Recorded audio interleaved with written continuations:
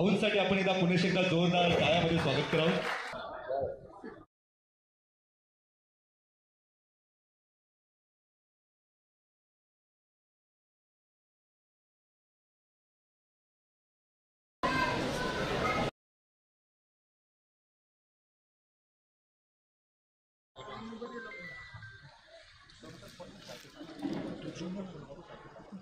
हरिभाऊंचा वाढदिवस आहे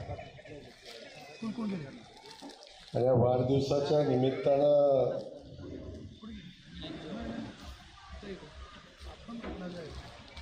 एक अनोखा असा सोहळा हरिभाऊच्या सन्मानाचा सत्काराचा या ठिकाणी होतोय. आणि या सत्कार सोहळ्यासाठी आपल्या सगळ्यासोबत उपस्थित असेल या कार्यक्रमाचे अध्यक्ष आणि महाराष्ट्र राज्याचे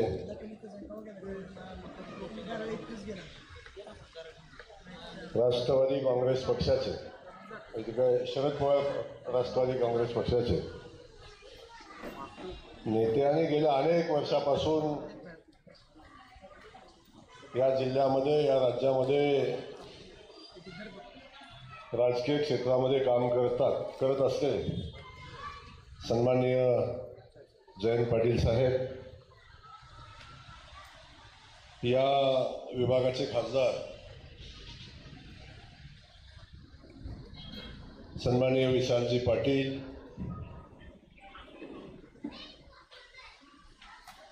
खानापूर विटाचे आमदार सन्माननीय सुहास भैया बाबर, या ठिकाणी उपस्थित असलेले आमच्या भारतीय जनता पक्षाचे संघटन मंत्री सन्माननीय मकरंदभाऊ देशपांडे, या ठिकाणी उपस्थित असलेले सांगली विधानसभा मतदारसंघाचे नेते सन्माननीय पृथ्वीराजजी पाटील, दुसरे माझे मित्र हरिभाऊ आणि हरिभाऊ सोबत दुसरा एक माझा मित्र इथं बसला आहे ते सन्माननीय शिवाजी उर्फ पप्पू डोंगरे, विशालदारांच्या बाजूला बसलेले माझे सहकारी सन्माननीय जयवंतरावजी नलावडे, सन्माननीय दिलीपजी पाटील, या ठिकाणी उपस्थित असलेले सन्माननीय शेखरजी इनामदार, सन्माननीय राजेशजी नाईक, राहुल पाटील, दुसरे आमचे मित्र सन्माननीय संजयजी बजाज, चे अनेक सन्माननीय या ठिकाणी उपस्थित आहेत. ते अभिजित कोळी या ठिकाणी उपस्थित आहे, महाबळेश्वर पाटील असतील, आमचे चौगुले साहेब असतील, पुढे सूर्यवंशी तात्या असतील, सगळेच सन्माननीय सगळ्यांची मला वाटतं इथं बसलेले अनेकांची नावं मी घेऊ शकतो असे सगळेच या ठिकाणी उपस्थित असलेले सगळे सन्माननीय, खास करून हरिभाऊंचे सगळे कुटुंबीय, खास करून हरिभाऊंची आई आणि माझी आई, वेगळं काहीच नाही. आता माझी आई आता नाही, पण हरिभाऊची आईनं मला आईचं प्रेम इथं असताना दिलेलं आहे. आणि असं एक घर असतं की ज्या घरात मी हक्कानं जाऊन मला जेवायला वाढ म्हणत होतो, असं ठिकाण हरिभाऊंचं घर होतं. त्यामुळं पहिल्यापासून या कुटुंबानं माझ्यावर मनापासूनचं प्रेम केलेलं आहे. त्यामुळे हे कुटुंबाचं नातं हे राजकारणाच्या आणि बाकी सगळ्याच्या पलीकडचं आहे. तर अनेकांना पाटील साहेब आज प्रश्न पडला होता की जयकुमार गोरे येणार का नाही, आणि सगळ्यांचंच म्हणणं होतं की काय होईल. हरिभाऊला मी शंका का वाटली मला माहिती नाही, मित्रावर विश्वास नव्हता, भावावर विश्वास नव्हता, का असं काय का घडलं मला माहिती नाही. तो हरिभाऊंचा वाढदिवस आहे, मी मकरंद भाऊची परमिशन घेतली, भाऊला सांगितलं की मी येतोय, पण तुम्ही माझ्यासोबत तुम्ही पण चला. त्यामुळे मकरंद भाऊची परमिशन घेतल्यावर भाऊ आणखी कुणाची परमिशन घ्यायला पाहिजे असं मला वाटत नाही. त्यामुळं या ठिकाणी आजच्या वाढदिवसाला येणं हे माझं कर्तव्य होतं की जेव्हा माझ्या भावानं मला त्याच्या वाढदिवसाला बोलवलं तेव्हा इथं यावं, त्याला शुभेच्छा द्याव्यात आणि आपल्या सगळ्यांच्या सोबत, खास करून इथं मोठ्या संख्येनं सांगलीवाडी आणि सगळ्या परिसरातले सगळे माझे जुने सहकारी या ठिकाणी उपस्थित आहेत. सचिन आमचा आहे, सचिनच्या सोबत आलेले सगळेच असतील आणि इकडं आमच्या माता भगिनी या ठिकाणी उपस्थित आहेत. सगळ्यांचं या कार्यक्रमाच्या निमित्ताने मी मनापासून स्वागत करतो. आपल्या सगळ्यांच्या वतीनं आणि व्यक्तिगत माझ्या वतीनं, माझ्या कुटुंबियांच्या वतीनं हरिभाऊ तुम्हाला वाढदिवसाच्या मनापासूनच्या शुभेच्छा देतो. हरिभाऊ 51 वर्षाचे आपण झालेला आहात आणि 51 वर्षाचा झाल्यावर खऱ्या अर्थानं राजकारणाच्या वयात आलं असं म्हणतात. राजकारणाच्या वयात यायच्या अगोदर आपल्याला बरंच काही मिळालेलं आहे. 2 वेळा नगरसेवक झाला, स्थायी समितीचा सभापती झाला आणि खास करून सांगली वाडीकरांचं एवढं मोठं प्रेम आपल्या सगळ्यांसोबत आहे आणि एवढी ताकद आपल्यामध्ये. अनेक पक्षाचे वेगवेगळे पक्षाचे, आता इथं काँग्रेस अपक्ष काँग्रेस म्हणत, अपक्ष काँग्रेसचे खासदार आहेत, इथं शिवसेनेचे आमदार आहेत, इकडं राष्ट्रवादी शरदचंद्र पक्षाचे राज्याचे नेते या ठिकाणी उपस्थित आहेत आणि माझ्यासारखा सामान्य भारतीय जनता पक्षाचा कार्यकर्ता या ठिकाणी आला आहे. आता सगळी अनेक पक्षाच्या या सगळ्या नेत्यांना एकत्र आणण्याची किमया हरिभाऊ आपल्यामध्ये आहे. त्यामुळं आपल्यातल्या सगळ्या कला मला माहिती आहेत. बाकी कुणाला माहिती आहे का नाही मला माहिती नाही, पण मला सगळ्या कला आपल्या माहिती आहेत. हरिभाऊ म्हणलं ते खरं आहे की सातत्यानं आम्ही सोबत असायचो. चांगल्या प्रसंगामध्ये असायचो, वाईट प्रसंगामध्ये असायचो. हरिभाऊ तसं साधा कडी, सहजासहजी कुणाच्या नादाला लागायचं नाही. पोलीस स्टेशन बिशन त्यांच्या काही भानगडीतलं नव्हतं. पण माझं पोलीस स्टेशनचं नातं एवढं जवळचं आहे की हरिभाऊला मधनच प्रश्न पडायचं हे काय चाललंय. आपल्या सगळ्यांना या ठिकाणी हरिभाऊ आपण मगाशी बोलताना सांगितलं ते खरं आहे की खूप संघर्षातनं आलेला हा युवक आहे. कौटुंबिक पार्श्वभूमी होती, वडील टेलर होते, आईचं प्रेम आणि कुटुंब एकत्र असणारं कुटुंब, या सगळ्या कुटुंबानं एकत्रित ताकद हरिभाऊच्या पाठीशी उभी केली. पण ह्या युवकानं जसं आपल्याला समजायला लागलं तसं सामाजिक क्षेत्रामध्ये काम करायला चालू केलं आणि अनेक इथं सांगलीवाडीला इतिहास आहे. या सांगलीवाडीला खेळाचा इतिहास आहे. कबड्डी असेल, अगदी बोटिंगचा असेल आणि जे जे खेळ, मला वाटतं सगळ्याच खेळामध्ये सांगलीवाडी सगळ्यात पुढं असते. आणि ज्या ठिकाणी अशा पद्धतीचे खेळ असतात त्या ठिकाणी अशी माणसं घडत असतात.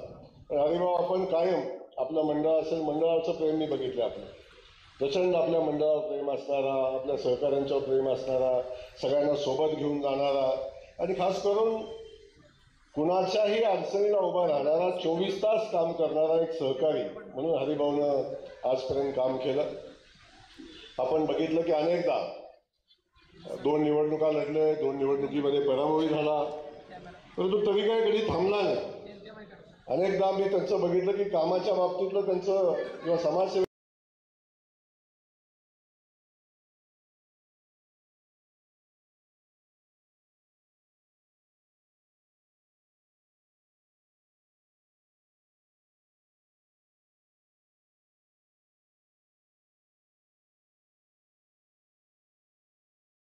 कधी कुणाला शिकायचं असतं, कधी कधी मला पण सल्ला द्यायची, मी ऐकत नव्हतो पण द्यायचंच.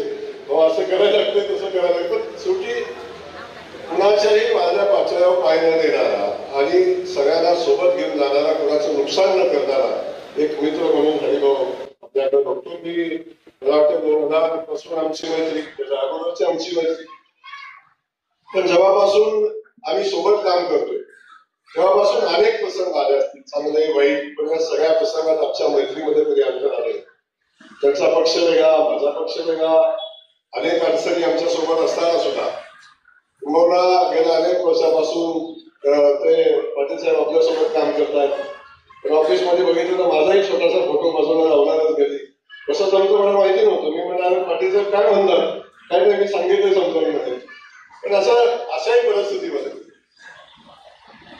मला वाटतंय वाढदिवसाच्या निमित्तानं पाटील साहेब आपला दुसरा कार्यक्रम आहे. हरिभाऊच्या वाढदिवसाला आपण ती अगोदर 2 वेळा एकत्र आलोय, आता हे 3ऱ्या वेळी एकत्र आलोय. पण आता एकत्र येताना थोडीशी अडचण वाटत होती सगळ्यांना, आता जमतोय का नाही, एकत्र येतोय का नाही.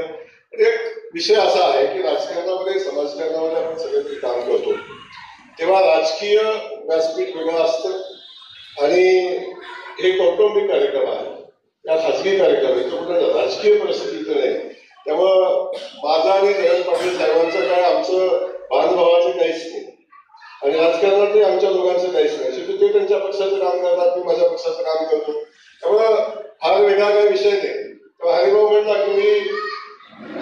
साहेबांसोबतच आहे, मी ठामपणे त्यांच्यासोबतच राहणार आहे, मी तुम्हाला कधीच या म्हणणार नाही.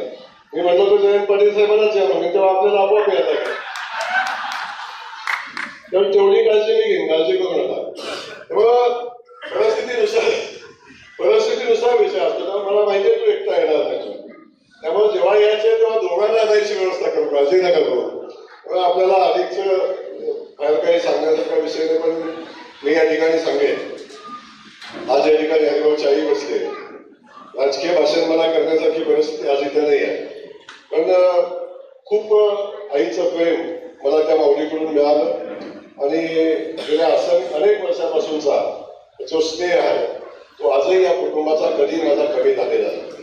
या कुटुंबाला आजही अगदी आई आमच्या घरी आले तरी तेवढ्याच प्रेमाने येतात, वहिनी आले तर तेवढ्याच प्रेमाने येतात, हरिभाऊ तेवढ्या प्रेमाने येतात. पण काय तर तुम्ही जयंत पाटील साहेबांचा गैरसमज करून दिला की फार मोठा बंगला आहे, काय असं आहे तसं आहे. साहेब काही नाही, आपलं 4 रूमचं घर आहे, छोटंसं घर आहे आणि मी एक साध्या शेतकऱ्याचा पोरगा आहे. एक रेस्टॉरंट दुकान, आजही माझं रेस्टॉरंटचं दुकान आहे, आजही आहे. तर मी साध्या शेतकऱ्याचा मुलगा आहे आणि अगदी सामान्य कुटुंबात आलेला प्रचंड संघर्ष माझ्या आयुष्यामध्ये झाला आणि माझ्या आयुष्यामधला संघर्ष ज्या ज्या लोकांनी बघितलेला आहे. पण एक आहे की जो माझा पहिल्या दिवशी मित्र होता तो आजही माझा मित्र आहे. माझे संबंध कधी तुटले नाही, माझी मैत्री कधी तुटली नाही आणि आपलं नासाच आहे. आपण मैत्री केली तर जीवाभावाची, दुश्मनी केली तर जीवाभावाची.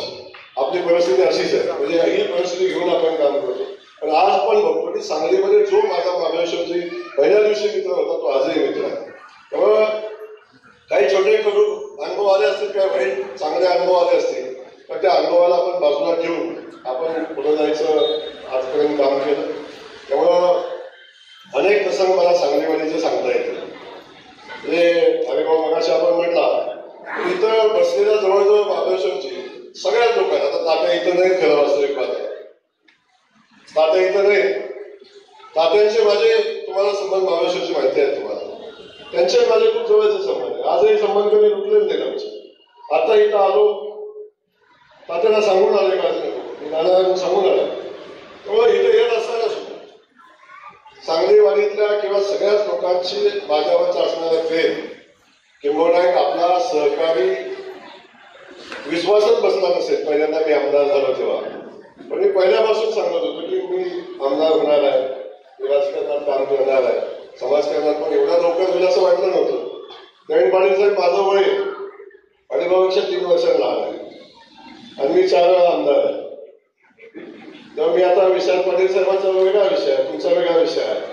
पण काय तो पार्श्वभूमी आहे, तुम्हाला जन्माला आलाय तेव्हा तुम्ही कुठंतरी कोणतरी होता, पण आमची सुरुवात झाली तेव्हा आम्ही काहीच नव्हतो आणि तिथून सुरुवात झालेली. अनेक प्रसंगाला, अनेक अडचणीला, सगळ्या अडचणीमध्ये सगळ्या प्रसंगाच्या छाताला उभा राहून आम्ही संघर्ष केला. कधी थांबलो नाही, कधी कुठल्या प्रसंगाला कधी गेलोही नाही आणि संघर्ष करत राहिलो, लोकांची सेवा करत राहिलो. कोण जवळ होता तो माणूस जयंत पाटील साहेब मला कधी वाईट म्हणला आहे. कधी तर बाहेरून ज्या ज्या कानाला ऐकलेल्या गोष्टी आहेत त्या ऐकल्या तर माझ्याबद्दलचं मत वेगळं असू शकतं, पण जो माझ्या सोबत आहे, जो माझ्या संगतीत आलाय तो कधीही जयकुमार गोरेला चुकीचा माणूस म्हणू शकत नाही. अनेकांचं म्हणणं होतं की सांगलीत जयकुमार गोरे खूप मोठा गुंड होता, जयकुमार गोरे काय होता, असं खूप मोठं म्हणजे आपल्याही वाचनात कधी कधी आलं असेल की अशी परिस्थिती माझ्या बाबतीत विषय होता. तर तो आपण जेव्हा खऱ्या अर्थानं अनुभव घ्याल, अजून वेळ आली नाही ते अनुभव घ्यायची, पण मैत्री कुणासारखी करायची, जयकुमार गोरेसारखी करावी, कधी तर म्हणायची वेळी. त्यामुळे ही परिस्थिती मी आपल्याला सांगतो की शेवटी या सगळ्या गोष्टी लांबून बघताना आपण त्याचं मूल्यमापन करत असतो. एकदा जवळून आल्यानंतर मूल्यमापन केलं की या सगळ्या गोष्टी लक्षात येतात. सुहास जे आपण मगाशी बोलताना सांगितलं, सुहास तसा खूप ऍक्टिव्ह मुलगा आहे. आपल्याकडं आपल्या वडिलांनी खूप संघर्ष केला पाण्यासाठी, पाण्यासाठीचा संघर्ष मी बघितला, कारण तो संघर्ष मी केलाय. आज मला सांगायला आनंद होतो की मी ज्या मतदारसंघातून निवडून येतो त्या मतदारसंघातल्या एकाही गावामध्ये शेतीला पाण्याची व्यवस्था नव्हती. जानेवारी महिना आला की पिण्याच्या पाण्यासाठी टँकरची व्यवस्था करण्यामध्ये सगळी प्रशासकीय यंत्रणा कामाला लागणार आणि मार्च महिन्यामध्ये किमान 80% गावांना टँकरनं पाणी द्यायला लागणार अशा पद्धतीची परिस्थिती असणाऱ्या तालुक्यात आणि खास करून तुळशी वार्षिकच्या लग्नाला पाटीलचा वेळ ऊस लागतो. तुळशी वार्षिक लग्नाला ऊस लागतो, ऊस बांधतो आपण. तो ऊस सुद्धा कधी माझ्या तालुक्यात पिकत नव्हता. तो ऊस सुद्धा मला माझ्या तालुक्यात आमच्या लोकांना बाहेरून आणायला लागायचा. बाजारपेठांना एखादा ट्रॅक्टर यायचा, ऊस यायचा, मग विकत घ्यायचा ऊस आणि मग जाऊन तुळशी वार्षिकचं लग्न करायचं. त्या तालुक्यात साहेब आता 5 साखर कारखाने आहेत. 5 साखर कारखान्यात पुरेला ऊस माझ्या तालुक्यातून बाहेर जातो. थोडासा भाग राहिलाय माझा आता. आणि मी आता या निवडणुकीमध्ये शेवटचा शब्द दिलाय की इथून पुढची माझी कुठलीही निवडणूक पाणी प्रश्नावर होणार नाही. खात्री मला आहे की 3 वर्षात माझ्या मतदारसंघातल्या डोंगरावरची 2 गावं सोडली तर 100% गावांना आता शेतीचं पाणी पोहोचेल अशा पद्धतीचं काम माझ्या मतदारसंघात झाले. त्यामुळे त्या संघर्षाच्या परिस्थितीमध्ये काम करत असताना लोक माझ्या पाठीशी राहिली. एक सामान्य घरातलं व्यसनी दुकानदाराचं पोरगं 4 वेळा आमदार झालं.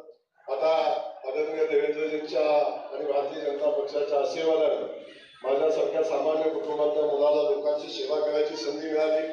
आता ग्रामविकास खात्याचा मंत्री म्हणून काम करतो याचा मला मनापासून आनंद आहे. पण त्याहीपेक्षा पाटील साहेब मी विठुरायाच्या नगरीचा पालकमंत्री याचा मला मनापासून आनंद आहे. मला आठवतो मी खूप लहान होतो. मी पालखीला जातो पण कधीच पालखीपर्यंत पोहोचलोच नव्हतो. धक्के बुक्के खाऊन त्या पालखीतनं माघारी आलो. विठुरायाच्या पालखी माझ्या माऊलींच्या पालखीपर्यंत मला कधी लहानपणी पोचता आलं नाही आणि तेव्हा पोचता आलं नाही म्हणून पुन्हा मी पुन्हा जायचाही प्रयत्न केला आहे. तर त्या पालखीची व्यवस्था करण्याची, त्या पालखीचं व्यवस्थापन करण्याची जबाबदारी आज भारतीय जनता पक्षाच्या आणि आदरणीय देवेंद्रजींच्या आशीर्वादाने मला मिळाली आणि आज सामाजिक क्षेत्रामध्ये काम करतोय त्याचा मला मनापासून आनंद आहे. पण याच्यामध्ये मी सांगेन की सांगलीचं खूप मोठं योगदान आहे. कारण राजकीय धडे जर मी कुठं घेतले असेल तर ते सांगलीत घेतले. कधी कारखान्यावर घेतले, कधी सांगलीवाडीत घेतले, कधी अनेक ठिकाणी हे सगळे धडे घेतले. मैत्रीचे घेतले, व्यवसायाचे घेतले. आमचे प्रधान साहेब असतेच माझे व्यवसायाचे धडे पण मी याच ठिकाणी घेतले. अनेक खूप शिकण्यासारखं येतोय. या सांगलीच्या मातीत मी शिकलो आणि तेच माझ्या आयुष्यामध्ये मला कामाला आलं. हे सांगताना मला मनापासून आनंदही होतो. ही गणपतीची नगरी आहे. गणेशाचं खूप मोठं मंदिर सांगलीमध्ये आहे. आपण सगळेजण आपल्या सगळ्यांना सांगत माहिती आहे महाबळेश्वरचे आपण गणपतीचे भक्त आहोत. इथनं मग आपण कुठं जायचो आपण गणपतीपुरात जायचो. आम्ही तिथे जाऊन गणपतीचं दर्शन घ्यायचो. आम्ही जाऊन दारुगोळाही उडवायचो. तेव्हापासून ही सगळी टीम आजही किंबहुना भाऊ तुम्ही बघताय. मी परवा जयंत पाटील साहेब एकदा आलो सांगलीला आणि भारतीय जनता पक्षाच्या मिटिंगला आलो. पुढं बघितलं तर सगळे माझेच सहकारी, जे माझ्यासोबत काम करणारे माझेच कार्यकर्ते. जवळजवळ 70% कार्यकर्ते हे माझ्यासोबत असणार, त्यावेळी काम करणारे माझ्यासोबत सहकारी आज त्या भागामध्ये आज नगरसेवक म्हणून काम करतात, कोण वेगवेगळ्या पदावर काम करतोय. त्यामुळे सगळे सहकारी आज या ठिकाणी काम करतात. त्याचा मला मनापासून आनंद आहे. पण खास करून आजच्या या वाढदिवसाला या ठिकाणी येत असताना मला मनापासून आनंद आहे. कारण आम्ही सगळ्यांनी बघितलं असं हरिभाऊचं आमचं नातं साहेब खूप हृदयापासूनच नातं आहे. महाबळेश्वरचे आज पण मला हरिभाऊचा नंबर मी विचारला 94 220 40 323 मी कधीही सांगेन. मी तो कधी विसरलेला नाही. मला कधी हरिभाऊचा नंबर मला फीड करायला लागला. त्यामुळे या सगळ्या परिस्थितीमध्ये आम्ही सगळेजण एका राजकीय याच्या पलीकडे जाऊन आम्ही ही मैत्री टिकवलेली आहे. भविष्यात पण हरिभाऊ मैत्री आहे. अजिबात अडचण घेण्याचं कारण नाही. पण आपल्या सगळ्यांना या ठिकाणी सांगेन मगाशी खासदार महोदय म्हटलं की आता अलीकडे काळ बदललाय खासदारचा. तेव्हा काय चाललंय कुणालाच कळत नाही. काल कुणाचं सरकार होतं, आज कुणाचं याची कल्पना नसते.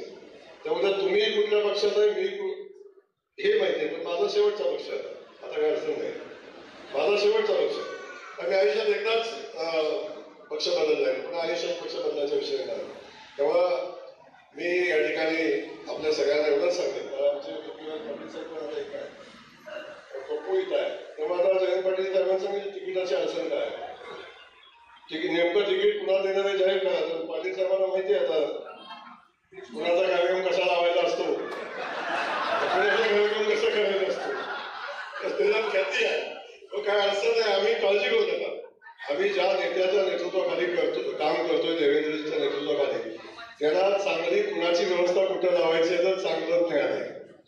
त्यामुळे सांगलीच्या तिकिटाची अजिबात काळजी करू नका. सुयोग्य माणसाला तिकीट मिळेल आणि बाकी सगळ्या माणसाची व्यवस्थाही लागलेली आहे. त्यामुळे काही काळजी करू नका. कुणी किती आला तरी त्या सगळ्याला सामावून घेण्याची क्षमता आमच्या पक्षामध्ये आहे आणि पक्ष खूप विस्तारलेला समुद्रामध्ये मोठा हा पक्ष आहे. त्यामुळे अजिबात काळजी करायचं काम नाही. एवढंच या ठिकाणी सांगेल. पण हरिभाऊ पुन्हा एकदा आपल्या सगळ्यांना मनापासून धन्यवाद देईन. आपण मगाशी बोलला, माझ्याही कानात बोलला. मी जयंत पाटील साहेबांना सांगितलं की कशाला भाऊच्या बोलताय विधानसभेमध्ये. पण हरिभाऊ फार चिंता नाही करायची राजकीय लोकांची. तर आमचं काय असं काहीच नाही. आम्ही असं काही वेगळं काहीच नाही. विषय चालत राहतो, सभागृहात बोलत राहतो. पण एक आहे पाटील साहेब की माझ्या मित्राला माझा बद्दल मनापासूनचा प्रेम आहे म्हणून तो तुम्हाला कधी बोलला असेल. तो मलाही बोलतो कशाला साहेबांच्या तुम्ही तरी बोलायचं, दोघांचं चालायचं. पण अजिबात नाही. आमच्या मनामध्ये राजकारणाच्या पलीकडे जाऊन आमच्यामध्ये कुठली कटोता नाही. आमचे चांगले संबंध आहेत. त्यामुळे कुणी त्याचा विचार करायची आवश्यकता नाही. हे या निमित्ताने सांगेल. जेवायचं निमंत्रण हरिभाऊंनी आपल्याला पाटील साहेब जेवणाचं निमंत्रण दिलेलं आहे आणि हरिभाऊ आणि आम्ही दोघं भाऊ आहे. त्यामुळे ते निमंत्रण गृहीत धरून आपण आमच्याकडे येण्यासाठी करावं अशा पद्धतीची विनंती आपल्याला या निमित्ताने करतो. आणि आमच्या गरिबाच्या घराला पाहायला आवडत आनंदच होईल. त्यामध्ये कुठली विशालदाराला पण घेऊन विशालदाराला पण घेऊन या. सोबत तुम्ही पण या.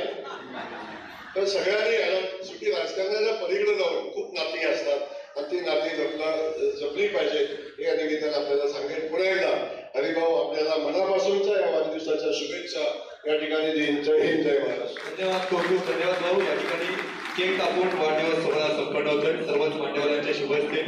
खूप खूप धन्यवाद भाऊ. सर्वच मान्यवरांचे